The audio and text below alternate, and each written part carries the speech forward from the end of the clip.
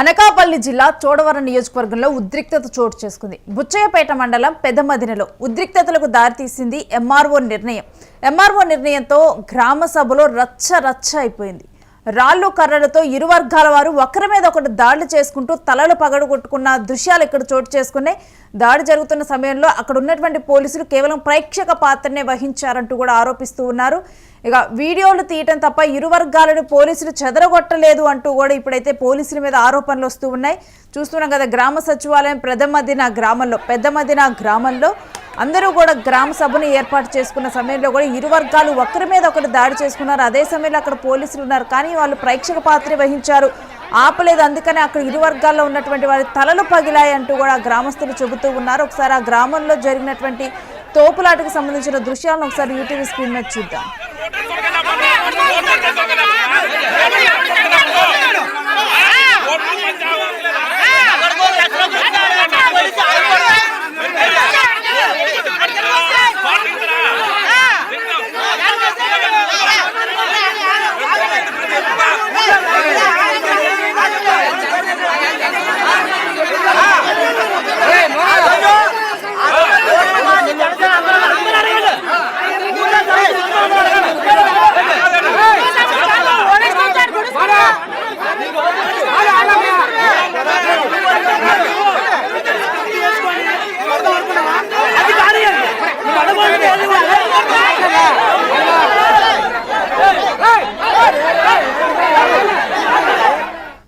పెద్దమదిన గ్రామంలో ఎంఆర్ఓ నిర్ణయంతో ఈ గ్రామ సభను ఏర్పాటు చేయడం జరిగింది. ఇక్కడ ఇరు వర్గాలు కూడా దాడి చేసుకున్నాయి. అసలు ఏం జరిగింది, ఎందుకు ఈ గ్రామ సభను ఏర్పాటు చేసుకున్నారు, వీళ్ళు తలలు పగిలిందాక కొట్టుకోవాల్సిన పరిస్థితి ఏం తలెత్తింది అన్న డీటెయిల్స్ కూడా మా ప్రతినిధి భరత్ అడిగి తెలుసుకుందాం.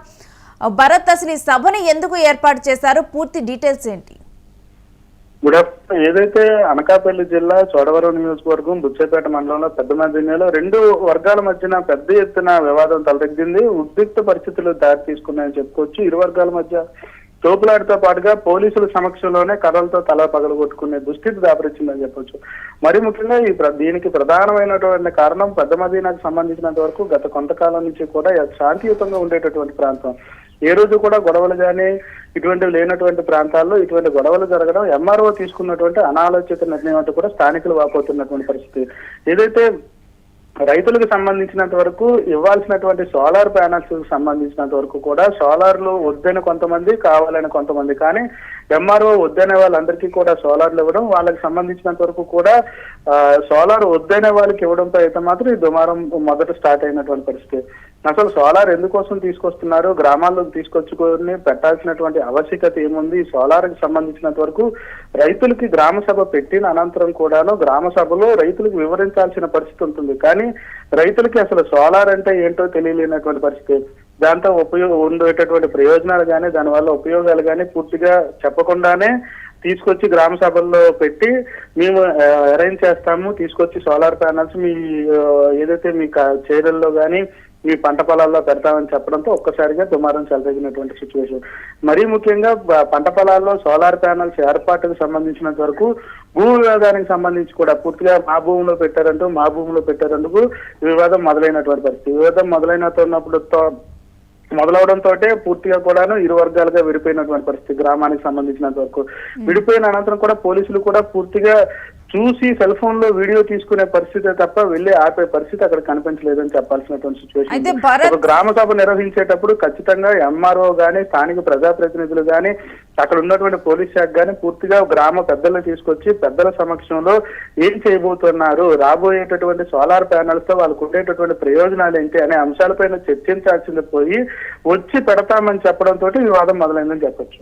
అయితే ముందుగా గ్రామస్తులకి కనీసం వాళ్ళ అభిప్రాయ సేకరణ తీసుకోలేదా?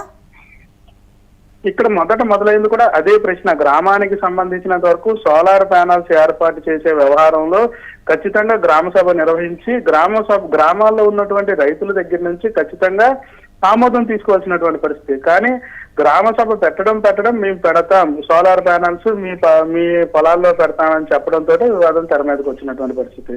ఎంఆర్ఓ తీసుకున్నటువంటి అనాలోచిత నిర్ణయం ఏదైతే గ్రామ సభ పెట్టి గ్రామ సభలో రైతుల దగ్గర నుంచి మద్దతు తీసుకోవాల్సింది పోయి గ్రామ సభలో మేము పెడతామని చెప్పడంతో గొడవ ప్రారంభమైనటువంటి పరిస్థితి. స్థానికంగా ఉన్నటువంటి రాజకీయ నాయకులు గాని పెద్దలు గాని పూర్తిగా రెండు వర్గాలుగా విడిపోయినటువంటి పరిస్థితి. రైతులకు సంబంధించినంత వరకు కూడా ఆ సోలార్ ప్యానల్స్ తో ఉండేటటువంటి ప్రయోజనాలు ఏంటనేది కూడా పూర్తిగా వివరించకుండా పెట్టడంపై దుమారం చెలరేగినటువంటి సిచ్యువేషన్ దాపరిస్తుంది. దీనికి సంబంధించినంత వరకు ఏదైతే ఎంఆర్ఓ గాని అదేవిధంగా విఆర్ఓ స్థానిక విఆర్ఓ గాని వీళ్ళందరూ కూడా ముందుకుంటా గ్రామ సభలు పెట్టి ప్రజలకు చెప్పకుండా ఈ తీసుకున్నటువంటి నిర్ణయంతో గొడవ ప్రారంభం అవడంతో ఒక్కసారిగా ఊర్లో ఉద్రిక్తత పరిస్థితులు దాపరించాయి. ఇరు వర్గాల మధ్యన కొట్లాట పెద్ద ఎత్తున జరిగినటువంటి పరిస్థితి. పోలీసులు కూడా అదుపు చేయలేనటువంటి సిచ్యువేషన్. ఎంతమంది గాయపడ్డారు భరత్? సుమారుగా ఊరు మొత్తానికి సంబంధించినంత వరకు 500 మంది ఘర్షణలో పాల్గొన్నారంటూ కూడా ప్రాథమిక అంచనా. అసలు ఏం జరిగింది అనేది కూడా పూర్తిగా ఎవరు అంచనా వేయలేనటువంటి పరిస్థితి. గ్రామం మొత్తం కలిపితే 1200 మంది నుంచి 1500 మంది గ్రామ ప్రజలు ఉంటారు. గ్రామ ప్రజలకు సంబంధించినంత వరకు కూడా ఆ పెద్ద మదీనా గ్రామంలో పెట్టినటువంటి ఈ సభకు సంబంధించినంత వరకు కూడాను ఎంతమంది వచ్చారనే దానిపై కూడా క్లారిటీ లేనటువంటి పరిస్థితి. వచ్చి రావడంతో ఎంఆర్ఓ వచ్చి రావడమే సోలార్ ప్యానల్స్ పెడతామనడం ఒక్కసారిగా రెండు వర్గాలుగా చీలిపోవడం, రెండు వర్గాల మధ్యన కొట్లాట. దీంతో ఎవరెవరు ఉన్నారో ఎవరెవరికి ఏం జరిగింది ఎంతమందికి గాయాలయ్యాయి అనేది కూడా పూర్తి వివరాలు తెలియాల్సిన పరిస్థితి అయితే ఉంది. ఇప్పటికైతే ఉద్రిక్త పరిస్థితులే నెలకొన్నాయి. పోలీసులు ఇరు వర్గాల మధ్యన కూడా రాజీ కుదిర్చే ప్రయత్నం చేస్తున్నప్పటికీ కూడా ఎవరూ తగ్గలేనటువంటి పరిస్థితి. పూర్తిగా కూడా గ్రామం అంతా కూడా ఉద్రిక్తంగా ఇప్పటికైతే కొనసాగుతా ఉంది. పోలీసులు ఇరు వర్గాలని కూడా రాజీ కుదిర్చే ప్రయత్నం అయితే చేస్తా ఉన్నారు. ఈ ఏదైతే ఎంఆర్ఓ తీసుకున్నటువంటి అనాలోచిత నిర్ణయాన్ని వెనక్కి తీసుకోవాలా, ఖచ్చితంగా ఎంఆర్ఓ పైన స్థానికంగా ఉన్నటువంటి విఆర్ఓ ఆర్ఐల పైన కూడా కలెక్టర్ స్పందించి చర్యలు తీసుకొని కొత్త వారిని తీసుకొచ్చి గ్రామాల్లో పెట్టాలంటూ కూడా గ్రామస్తులు డిమాండ్లు వినిపిస్తా ఉన్నాయి. ఎస్ భరత్, మీరన్నట్లుగానంటే ఇప్పటి వరకు కూడా ఆ గ్రామంలో ఎటువంటి గొడవలు లేవు. ఇప్పుడు ఎంఆర్ఓ తీసుకున్నటువంటి నిర్ణయంతో ఈ గ్రామంలో గొడవలు తలెత్తి తలలు పగిలేంత వరకు వెళ్ళింది. దీనికి సంబంధించి కలెక్టర్ ఎంఆర్ఓ మీద చర్యలు తీసుకోవాలంటారా, లేకపోతే ఏదైనా వివరణ ఇవ్వాలంటారా ఎంఆర్ఓని? స్థానికంగా ఉన్నటువంటి ప్రజలందరూ కూడా శాంతియుతమైనటువంటి వాతావరణం ఉన్నటువంటి గ్రామం పెద్ద మదీనా సంబంధించినంత వరకు, గ్రామాలకు సంబంధించినంత వరకు రాజకీయంగా ఏ రోజు కూడా ఎటువంటి విభేదాలు తలెత్తలేనటువంటి పరిస్థితి. శాంతియుతంగా ఉండేటటువంటి గ్రామాల్లో ఒక్క ఎంఆర్ఓ తీసుకున్నటువంటి అనాలోచిత నిర్ణయంతో రెండు వర్గాలుగా విడిపోయినటువంటి పరిస్థితి. అందులో కూడా అన్నదమ్ములు ఉండొచ్చు. గ్రామాలకు సంబంధించినంత వరకు ఒకే కుటుంబంగా ఉండేటటువంటి పరిస్థితి. గ్రామస్తులందరూ కూడా అటువంటి కుటుంబాల మధ్యన చిచ్చుపెట్టి ఒకే కుటుంబం రెండు వర్గాల కింద విడిపోయినటువంటి పరిస్థితి. ఈ నేపథ్యంలో ఇటువంటి ఎంఆర్ఓల పైన ఖచ్చితంగా యాక్షన్ తీసుకోవాలి. ఇటువంటి ఎంఆర్ఓల్ని ఇక్కడ నుంచి ట్రాన్స్ఫర్ చేయాలి లేదా సస్పెండ్ చేయాలి. అదేవిధంగా స్థానిక విఆర్ఓని కానీ ఎంఆర్ఓని కూడా చర్యలు తీసుకోవాలి వాళ్ళపైన. ఎందుకంటే పచ్చగా ఉండేటటువంటి గ్రామాలు, వ్యవసాయం చేసేటటువంటి గ్రామాలు, శాంతియుతంగా ఉండి ఒకే కుటుంబంలో ఉండేటటువంటి గ్రామాల మధ్యన చిచ్చు పెట్టడం అనేది అయితే మాత్రం పూర్తిగా వ్యతిరేకిస్తున్నటువంటి పరిస్థితి అయితే కనిపిస్తా ఉందని చెప్పొచ్చు. S Bharat, stay with us. మీ దగ్గర నుంచి మరిన్ని డీటెయిల్స్ తీసుకుంటాం. ఇక పెద్ద మదీనా గ్రామంలో మనం చూస్తూ ఉన్నాం కదా యూటీవీ విజువల్స్ లో, అనకాపల్లి జిల్లా చోడవరం నియోజకవర్గంలో ఇప్పుడు ఈ ఉద్రిక్త పరిస్థితులు పెద్ద మదీనా గ్రామంలో చోటు చేసుకున్నాయి. మొత్తం కూడా జనాలందరూ కూడా అక్కడికి చేరుకోవటము, ఎంఆర్ఓ రావటము, ఎంఆర్ఓ వచ్చిన తర్వాత వెంటనే కూడా సోలార్ ప్యానెల్స్ ఏర్పాటు చేస్తాము అని చెప్పడం జరిగిందని కూడా అక్కడ గ్రామస్తులు అక్కడ ఉన్నటువంటి వారు చెబుతూ ఉన్నారు. ఒకసారిగా కూడా సోలార్ ప్యానెల్స్ ఏర్పాటు చేస్తామనేసరికి కూడా కొంతమందికి అసలు ఈ సోలార్ ప్యానెల్స్ ఎందుకు ఏర్పాటు చేస్తున్నారు, మరొకటి ఏంటంటే వాళ్ళ పొలాల్లో ఏర్పాటు చేస్తే మేము పంట ఏ విధంగా పండించుకుంటాం, కొంతమందికి అసలు సోలార్ ప్యానెల్స్ ఇవంటే కూడా తెలియదు. కనీసం బేసిక్ కూడా అసలు సోలార్ ప్యానెల్స్ అంటే ఏంటి, దానివల్ల వాళ్ళకి జరిగేటువంటి ఉపయోగం ఏంటి, ఏమీ కూడా కనీసం మీకు ఇష్టమా లేదా అని కూడా ఆ గ్రామంలో అభిప్రాయ సేకరణ కూడా తీసుకోకుండా వాళ్ళకి కనీసం దానికి సంబంధించి ఏంటి మంచి చెడు అనే ఏ అంశాలను కూడా వాళ్ళకి తెలియచేయకుండా ఒక్కసారిగా కూడా వచ్చినటువంటి ఎంఆర్ఓ ఇక్కడ సోలార్ ప్యానెల్స్ ఏర్పాటు చేస్తామని తెలుపడంతో కూడా అక్కడ ఉన్నటువంటి గ్రామస్తులు ఒక్కసారిగా కూడా కొంతమంది అయితే వాళ్ళ పొలాల్లో పెడతామనేసరికి కూడా కొంత భయభ్రాంతులకు కూడా గురయ్యారు. ఇక అదే సమయంలో ఇలా చేస్తే ఎలా సడన్గా కూడా డెసిషన్ మీరే తీసేసుకున్నారు అన్న కోపంలో కూడా ఇరు వర్గాలుగా విడిపోయారు. ఇరు వర్గాలుగా కూడా విడిపోయి ఒకళ్ళేమో సోలార్ ప్యానెల్స్ పెట్టమని సపోర్ట్ చేసేవాళ్ళు, మరికొంతమంది ఏమో వద్దనే వాళ్ళు. ఈ విధంగా కూడా గ్రామంలో రెండు రకాలుగా విడిపోవటం జరిగింది. వెంటనే కూడా ఒకళ్ళ మీద ఒకళ్ళు దాడులు చేసుకున్నారు.